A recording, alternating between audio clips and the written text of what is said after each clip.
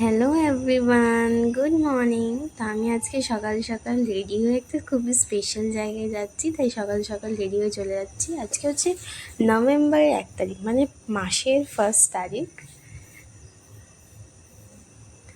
দেখো সকাল সকাল ট্রেন জার্নি করছি। দেখো কি সুন্দর রোদ উঠেছে। এতদিন 2 দিন বৃষ্টি হওয়ার পরে আজকে রোদ উঠলো ফাইনালি। তারপরে আমি স্টেশন থেকে নেমে গেছি। দেখো এই স্টেশনটা দেখে যদি কেউ গেস করতে পারো এটা কোন স্টেশন, তাহলে আমাকে একটু প্লিজ জানিও। তারপরে স্টেশন থেকে বেরিয়ে নিয়ে নিয়েছি ফুলের ডালা। আমি এসেছি নৈহাটি। নৈহাটি মানে নৈহাটি বড় মাঠ। দেখো লাইনটা আজকে ছিল শনিবার, আর এত ভিড় ছিল, সত্যি কথা বিশ্বাস করে এত ভিড় আমি কোনো দিন দেখিনি। এটা হচ্ছে ফেরিঘাট। ফেরিঘাটে মনে হচ্ছিল মেলা বসেছে, দেখছি মেলা বসেছে।